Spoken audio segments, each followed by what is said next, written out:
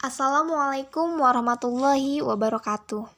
Puji syukur marilah kita panjatkan atas kehadirat Ilahi Robi yang telah memberikan kita kesehatan sehingga dapat melaksanakan kegiatan pembelajaran pada siang hari ini.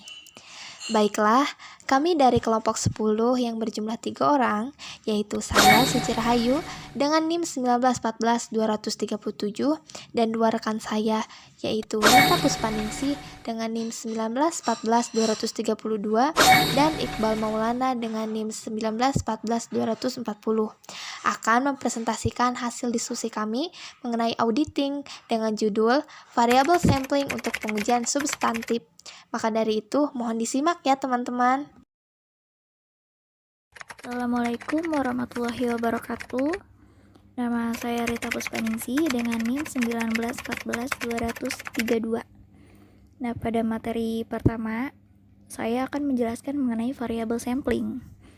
Dapat kita ketahui bahwa variable sampling ini merupakan teknik statistik yang digunakan oleh auditor untuk menguji kewajaran suatu jumlah atau saldo dan untuk mengestimasi jumlah rupiah suatu saldo akun atau kuantitas yang lain.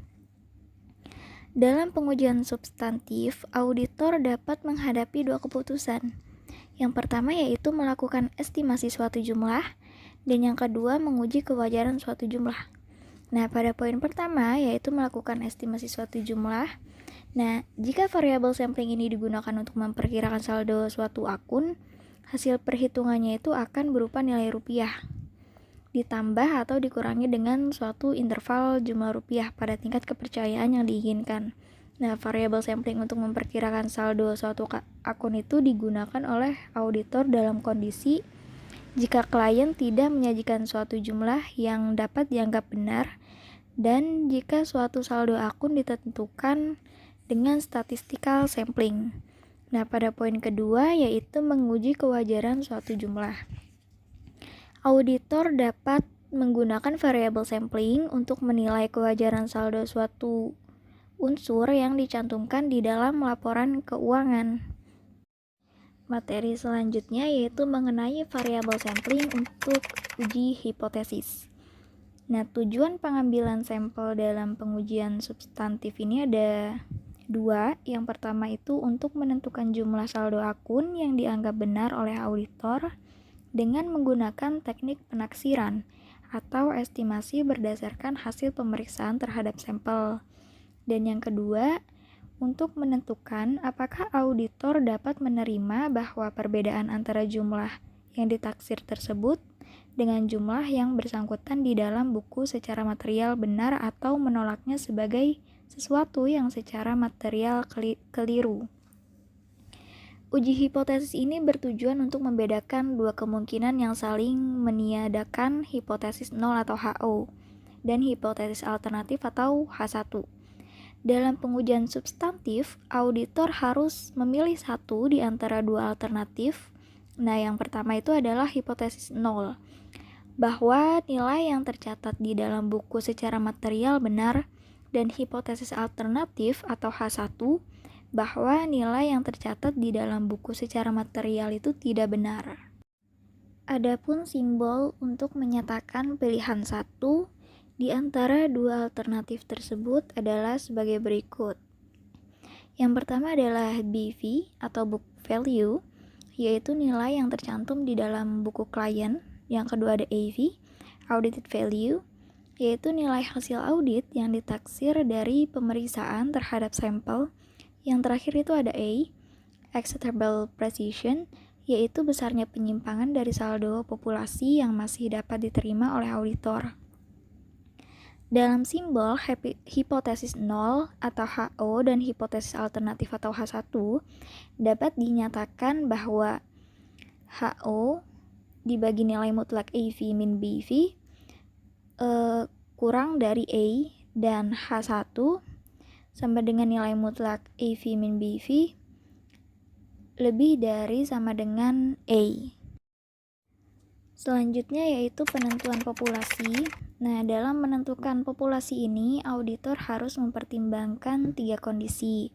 Yang pertama adalah jika tujuan pengujian substantif diarahkan untuk mendeteksi kelengkapan unsur yang dicatat, maka populasi yang akan diperiksa oleh auditor bukan unsur yang dicatat di dalam buku klien. Yang kedua, saldo debit dan saldo kredit dapat digolongkan secara terpisah untuk tujuan pengambilan sampel. Dan yang terakhir yaitu wujud fisik suatu populasi kemungkinan tidak mencakup semua unsur dalam populasi tersebut. Dalam keadaan tertentu, ada kalanya auditor harus memeriksa 100% unsur yang membentuk suatu saldo suatu akun. Jika suatu populasi terdiri dari nilai-nilai rupiah yang besar yang sedikit jumlahnya, auditor perlu melakukan pemeriksaan terhadap seluruh anggota populasi. Selanjutnya yaitu penentuan sampling unit. Sampling unit ini merupakan unsur-unsur secara individual yang terdapat dalam populasi yang dapat berupa suatu saldo akun, suatu transaksi yang membentuk suatu saldo akun, dan suatu dokumen yang menjadi bukti terjadinya transaksi. Dalam menentukan sampling unit, auditor ini harus mempertimbangkan tujuan pengambilan sampel dan kemungkinan auditor memperoleh hasil yang bermanfaat. Auditor kemungkinan mempertimbangkan untuk memperoleh konfirmasi untuk setiap faktur daripada untuk setiap saldo akun piutang dari setiap debitur. Jika ia memperkirakan akan terjadi banyak perbedaan antara jawaban konfirmasi dengan catatan piutang klien yang perbedaannya sulit untuk dicari penyelesaiannya.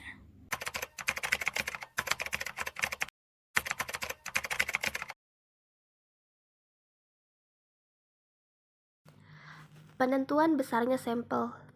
Besarnya kekeliruan sampel baik dalam metode non-statistical sampling maupun statistical sampling oleh auditor mempertimbangkan 4 faktor, yaitu yang pertama ada besarnya deviasi standar dalam populasi. Yang kedua yaitu tingkat risiko yang ditanggung oleh auditor. Yang tiga, besar kekeliruan yang dapat diterima oleh auditor. Dan yang terakhir yaitu kekeliruan rupiah yang diperkirakan akan dijumpai dalam populasi. Jika auditor menggunakan statistical sampling, besarnya sampel ditentukan dengan menggunakan rumus berikut ini. Dan A dihitung dengan menggunakan rumus sebagai berikut. Untuk menghitung N, auditor harus menghitung faktor-faktor berikut ini. Yang pertama ada SD atau deviasi standar populasi. Yang kedua itu ada UR atau Z alpha yang dihitung pada reliability level tertentu berdasarkan tabel Z. A merupakan ketepatan yang dapat diterima oleh auditor yang besarnya dipengaruhi oleh materialitas yang dialokasikan UR dan Z beta. Dan M merupakan materialitas yang dialokasikan kepada objek yang sedang diperiksa oleh auditor. Pemeriksaan sampel. Dalam pemeriksaan sampel ini, auditor menghitung rata dan deviasi standar sampel dengan rumus sebagai berikut. Selanjutnya yaitu ada evaluasi hasil sampel. Evaluasi atas hasil sampel ditentukan oleh teknik pengambilan sampel yang digunakan oleh auditor. Dalam mengevaluasi sampel, auditor melakukan langkah-langkah berikut ini. Yang pertama yaitu menghitung standar error dengan rumus sebagai berikut. Yang kedua ada menghitung accepted precision A dengan rumus sebagai berikut. Dan yang ketiga, jika A tidak sama dengan A, maka auditor kemudian menghitung A dengan rumus sebagai berikut. Mengambil keputusan mengenai kewajaran saldo akun, sediaan dengan membuat kriteria keputusan sebagai berikut. Menerima HO jika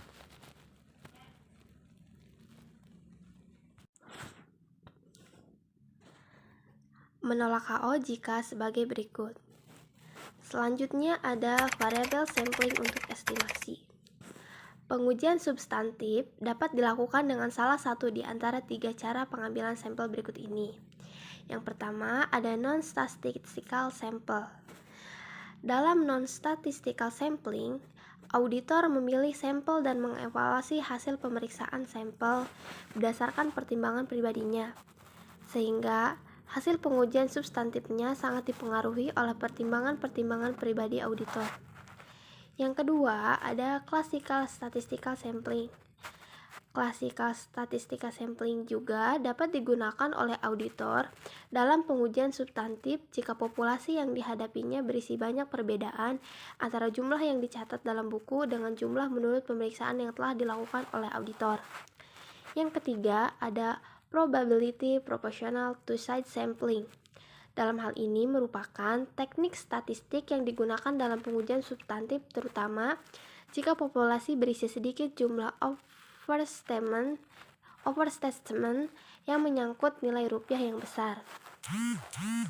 Kemudian ada model statistik dalam variabel sampling untuk estimasi. Model statistik yang digunakan oleh auditor dalam memperkirakan suatu jumlah terdiri dari: yang pertama ada unstratified mean per unit atau unstratified MPU. Yang kedua ada stratified mean per unit. Yang ketiga ada difference estimation. Dan yang keempat ada ratio estimation. Dalam praktik unstratified MPU tidak pernah digunakan oleh auditor karena besarnya sampel relatif besar, sehingga tidak efisien. Yang selanjutnya yaitu unstratified mean per unit. Nah, MPU digunakan untuk memperkirakan suatu jumlah berdasarkan hasil perhitungan rata sampel. Metode ini seringkali disebut dengan istilah perkalian sederhana, karena taksiran nilai populasi dihitung dengan mengalihkan secara sederhana rata hasil sampel dengan jumlah anggota populasi. Metode ini cocok digunakan jika nilai menurut catatan tiap unsur dalam populasi tidak tersedia atau jika penjumlahan total nilai menurut catatan tidak teliti.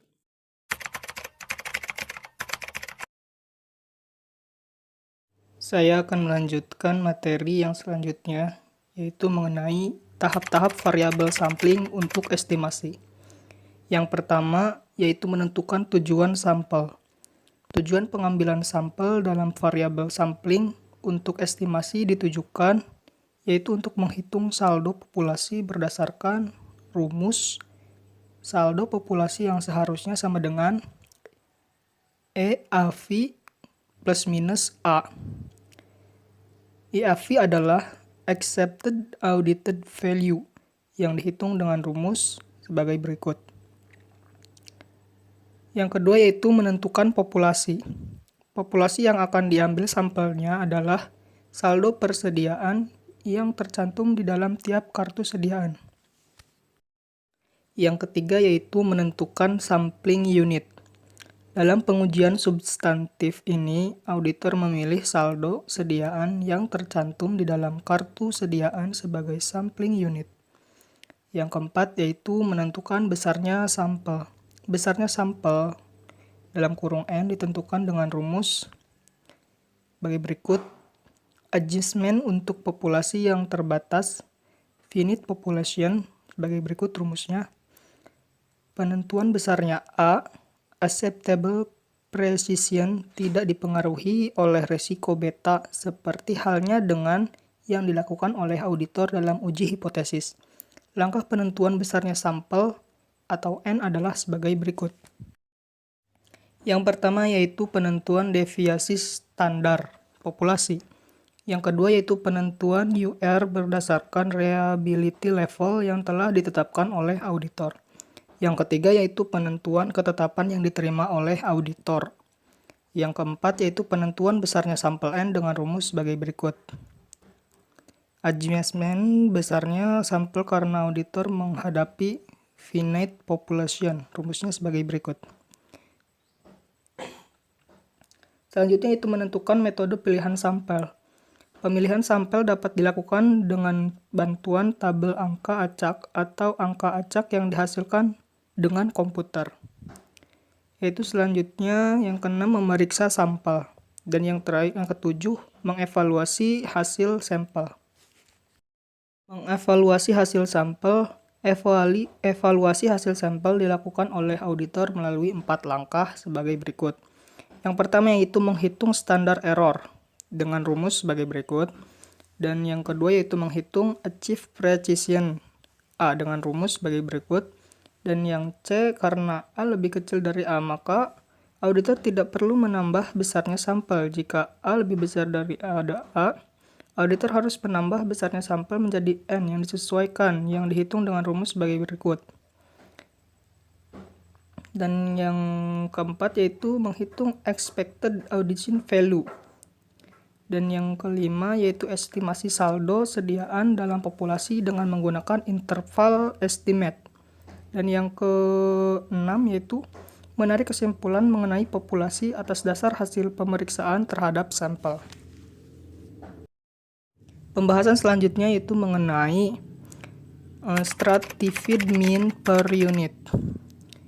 Jika variasi anggota populasi yang ditunjukkan dengan besarnya deviasi standar sangat besar, unstratified MPU mengharuskan auditor mengambil jumlah sampel yang sangat besar.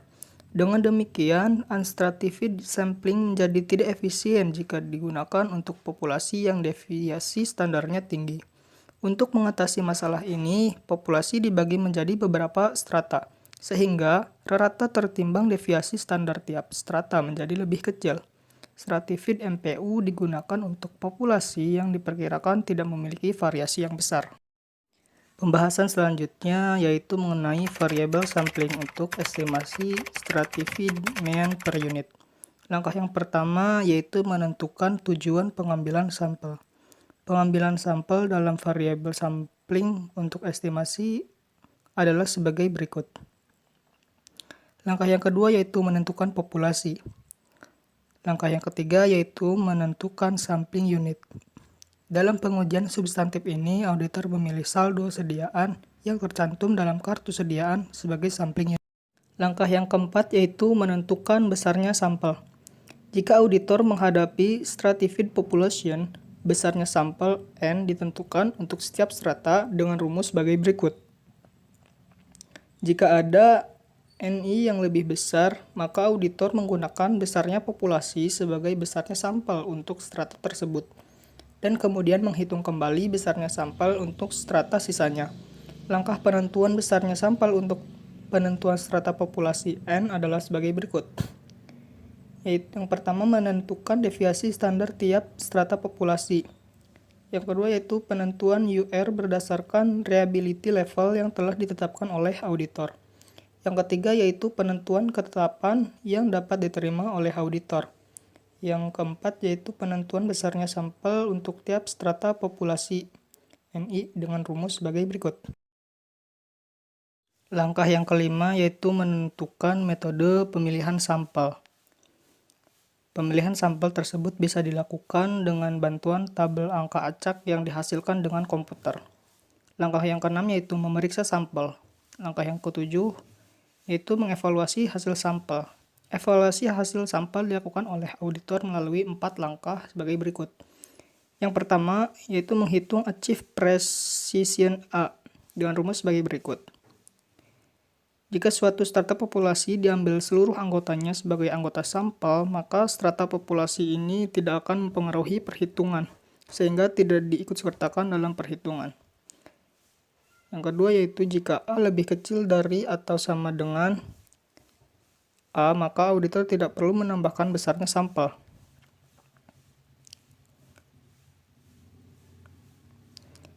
Yang ketiga yaitu hitung expected audited value dengan cara menjumlah hasil kali rata sampel dengan jumlah populasi dalam tiap strata. IEV dihitung dengan rumus sebagai berikut. Yang keempat yaitu estimasi saldo sediaan dalam populasi dengan menggunakan interval estimate dengan rumus sebagai berikut. Yang terakhir yaitu menarik kesimpulan mengenai populasi atas dari hasil pemeriksaan terhadap sampel.